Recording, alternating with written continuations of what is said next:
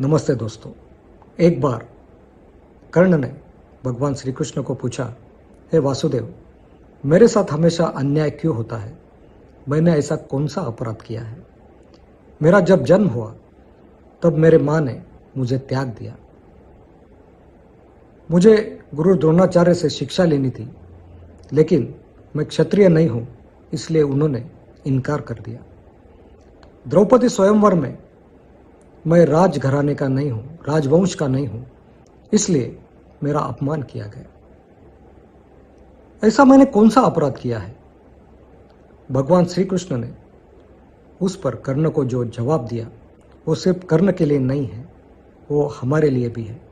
हमें भी हमेशा ये सवाल आता है कि हमेशा मेरे साथ अन्याय क्यों होता है?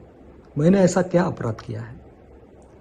और भगवान कृष्ण का ये जवाब हम सुनेंगे। भगवान कृष्ण ने कर्ण को कहा, हे धनुर्धारी कर्ण, मेरा जन्म तो कारागृह में हुआ। मुझे तब से ही मृत्यु का भय बताया गया। उसके बाद तुरंत मैं मेरे माता पिता से बिछड़ गया। मेरे पिताजी मुझे यमुना पार करने को लेके जाने लगे तो यमुना को भी बाढ़ आई थी। मैं गोकुल में पहुंचा और 2 दिन के बाद ही मुझे मारने के लिए कई राक्षसों को भेजा गया। मेरा मामा कंस, वो मुझे मारने के लिए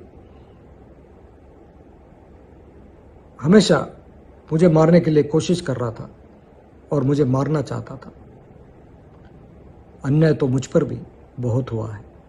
भगवान कृष्ण का ये जो जवाब है वो हमें सीखने जैसा है। समस्या सबके जीवन में आती है। कर्ण ने वो याद रखते गया और भगवान कृष्ण वो भूलते गए। भगवान कृष्ण ने कर्ण को कहा कि हम ये जीवन का चक्र है, सुख दुख आते रहते हैं। हमें कई बार हम पर अन्याय होता है, लेकिन हम उसका कैसा सामना करते हैं वो बहुत महत्वपूर्ण है। हम उसे कैसे एक्सेप्ट करते हैं वो बहुत महत्वपूर्ण है, क्योंकि बहुत बातें हमें जीवन में एक्सेप्ट करनी पड़ती है। और जब हम ये बातें एक्सेप्ट करते हैं तब हम हंसते हंसते उसका सामना करते हैं और एक दिन हमारी जीत अवश्य होती है। कर्ण ये हमेशा याद रखता गया। वो हमेशा जो भी पास्ट में हुआ है वो याद रखते गया और उस प्रकार रिएक्ट होते गया।